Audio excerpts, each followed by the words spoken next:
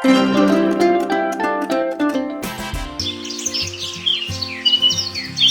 पुरानी सी इमारत थी जिसमें वैद्य जी का मकान था।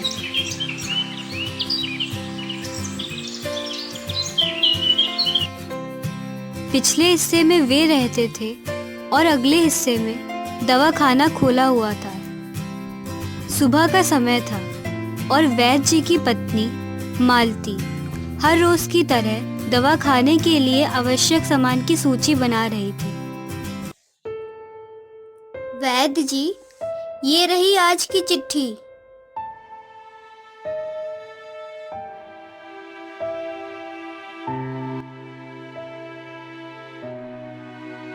आटा, दाल, चावल और सब्जियां भी खत्म हो रही हैं।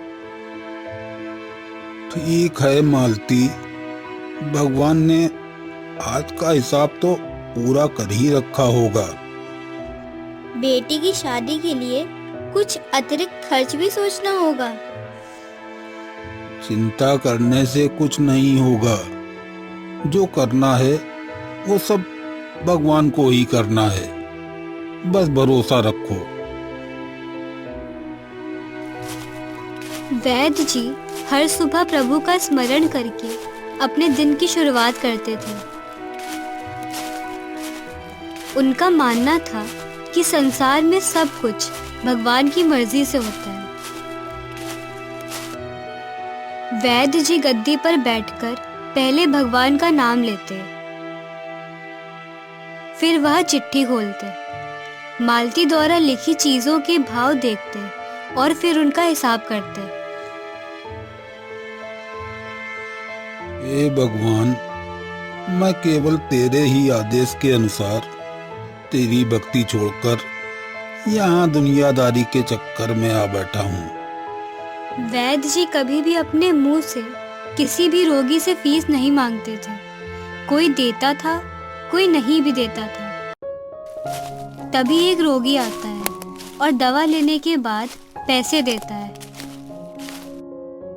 आओ रामदीन, अब तुम्हारी बहू की तबीयत कैसी है? हाँ काका, अब वह पहले से बहुत बेहतर है। सब आपकी कृपा है। अरे मेरी नहीं, सब ऊपर वाले की माया है। मैं तो बस निमिष मात्र हूँ। काका, अब आप जैसे लोग मिलते ही कहाँ हैं? यह लीजिए आपकी फीस। अरे इसकी इतनी जल्दी क्या थी? काका, आप वक्त जरूरत पर इतनी मदद करते हो, फिर 2 बार से आपको पैसे भी नहीं दे पा रहा हूँ।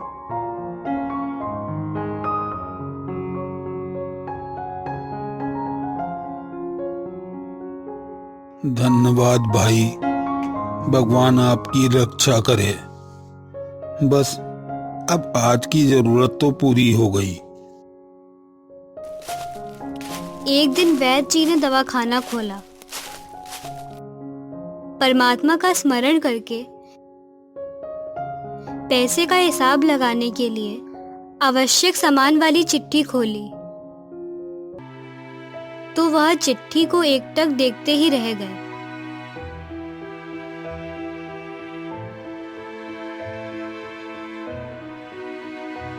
बेटी का विवाह 20 तारीख को है। दहेज का सामान। एक बार तो उनका मन भटक गया। उन्हें अपनी आंखों के सामने तारे चमकते हुए नजर आए। हे भगवान, ये कैसे होगा? यह काम भी तेरा ही है। लेकिन दूसरे ही पल उन्होंने दहेज के सामान के सामने लिखना शुरू किया। यह काम परमात्मा का है, परमात्मा जाने। वैद्य जी ने अपनी चिंता भगवान पर छोड़ दी। कुछ मरीजों को देखने के बाद एक गरीब किसान वैद्य जी के दवाखाने में प्रवेश करता है। वैद्य जी, दवा चाहिए। कुछ दिनों से तबीयत बहुत खराब है।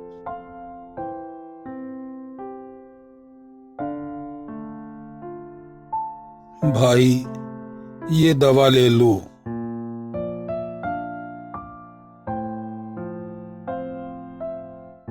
इसे दिन में 3 बार लेना है।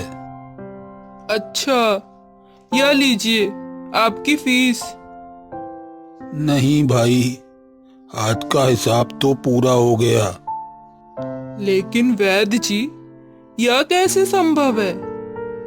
यह दवा खाना तो भगवान का है, मैं तो केवल उसका सेवक हूँ।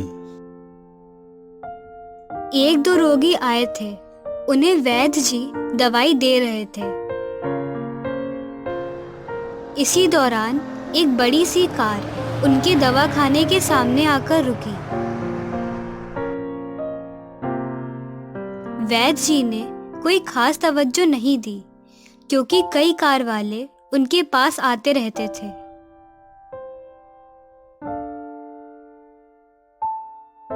वैद्य जी नमस्ते।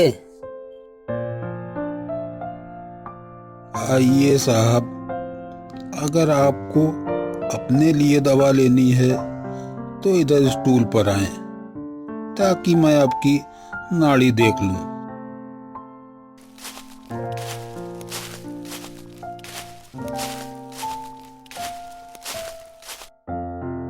वैद्य जी, आपने मुझे पहचाना नहीं। मेरा नाम आनंद सागर है। वैद्य जी ने उनकी तरफ इस तरह देखा जैसे वह पहचानने की कोशिश कर रहे हो। आप मुझे पहचान भी कैसे सकते हैं, क्योंकि मैं 15-16 साल बाद आपके दवाखाने पर आया हूँ। माफ करना साहब, मुझे कुछ भी याद नहीं आ रहा। आपको पिछली मुलाकात का हाल सुनाता हूँ, सब याद आ जाएगा। बात 15 साल पहले की है। तेज बारिश हो रही है। तभी आनंद सागर की कार वैद्य जी के दवाखाने के पास रुकती है।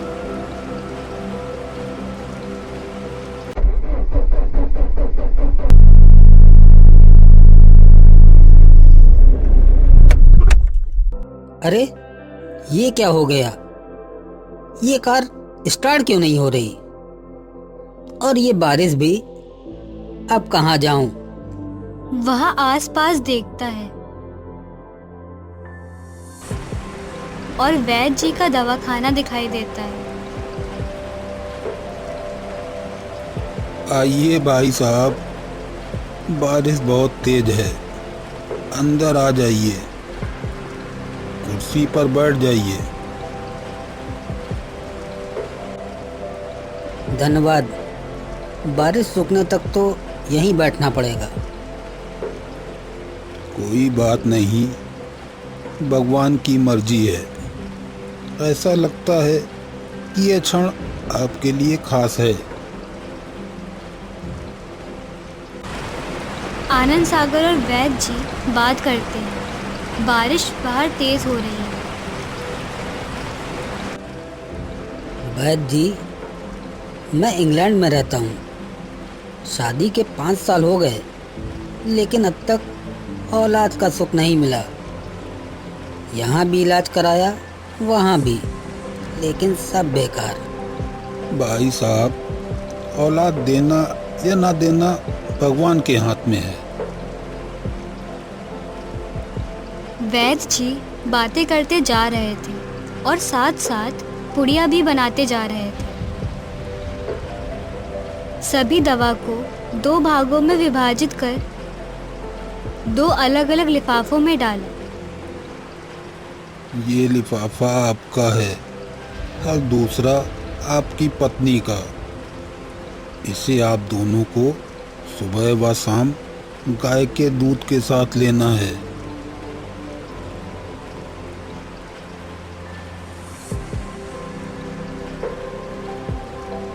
वैद्य जी, मैं निराश हो चुका हूँ। अब इससे क्या होगा? भाई साहब, याद रखो कि भगवान के कोष में किसी चीज की कोई कमी नहीं है। आस औलाद, धन इज्जत, सुख दुख, जीवन मृत्यु सब कुछ उसी के हाथ में है। अब आप पर भरोसा करके इसे भी देखता हूँ। आनंद सागर ने बेदिली से वह दवाई ले ली क्योंकि वह सिर्फ कुछ पैसे वैद्य जी को देना चाहते थे। बारिश अब भी जारी है। तभी वैद्य जी की छोटी बेटी कमरे में आती है।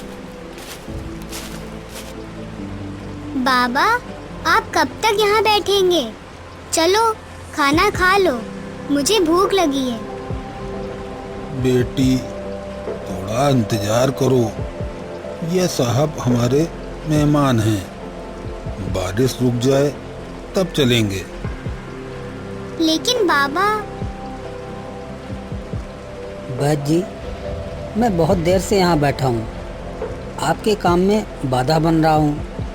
मुझे दवा के पैसे बता दीजिए। आनंद सागर दवा के पैसे देने की कोशिश करता है।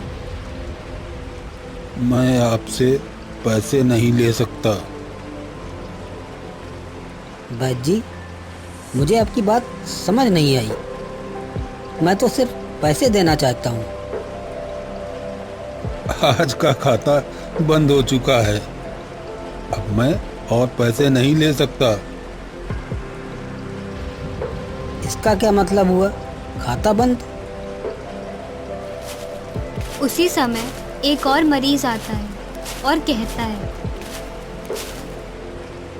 भाई साहब, खाता बंद का मतलब है कि वैद्य जी ने आज का जो घरेलू खर्च भगवान से मांगा था वह पूरा हो गया है।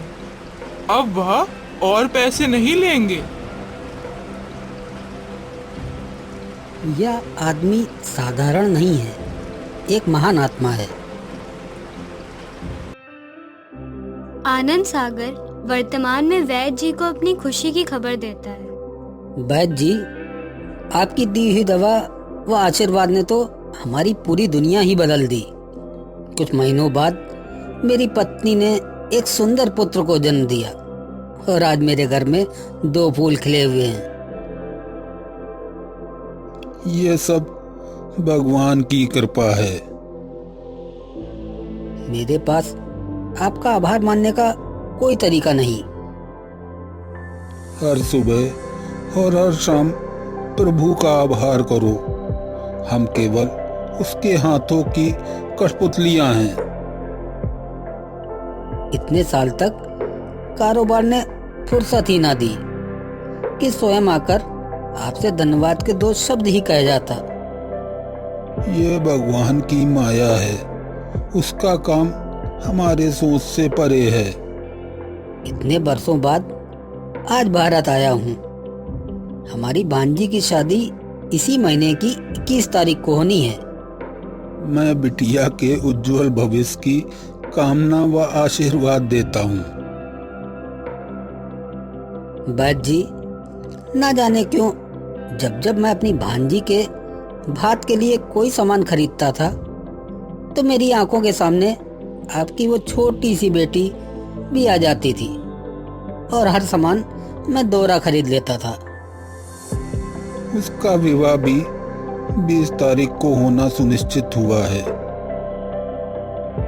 मैं आपके विचारों को जानता था कि संभवतः आप वह सामान ना लें, किंतु मुझे लगता था कि मेरी अपनी सगी भांजी के साथ जो चेहरा मुझे बार बार दिख रहा है वह भी मेरी भांजी ही है।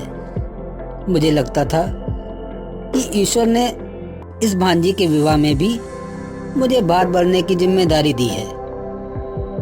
वैद्य जी की आंखें आश्चर्य से खुली की खुली रह गईं। वह बहुत धीमी आवाज में बोले, आनंद सागर जी, ये भगवान की माया है। आप मेरी श्रीमती के हाथों की लिखी यह चिट्ठी देखिए। सभी हैरान रह गए कि दहेज के सामान के सामने लिखा था, यह काम परमात्मा का है, परमात्मा जाने। आनंद सागर जी, विश्वास कीजिए कि आज तक कभी ऐसा नहीं हुआ। कि पत्नी ने चिट्ठी पर कोई आवश्यकता लिखी हो और भगवान ने उसी दिन उसकी व्यवस्था न कर दी हो। आपकी बातें सुनकर तो लगता है कि भगवान को पता होता है कि किस दिन आपकी श्रीमती क्या लिखने वाली हैं, अन्यथा मुझसे इतने दिन पहले से ही सामान खरीदना आरंभ ना करवा दिया होता। वाह भगवान वाह, तू महान है, तू दयावान है। मैं हैरान हूँ कि वह कैसे अपने रंग दिखाता है। हर दिन परमात्मा का आभार करो, चाहे जो भी हो, भगवान हमेशा हमारे साथ है। इस प्रकार वैद्य जी का परमात्मा में अटूट विश्वास और सेवा भावना ने न केवल उनके परिवार को बल्कि दूसरों के जीवन को भी बदल दिया। और इसी तरह भगवान की माया और वैद्य जी की सेवा भावना की यह कहानी हमारे दिलों में हमेशा के लिए बस गई।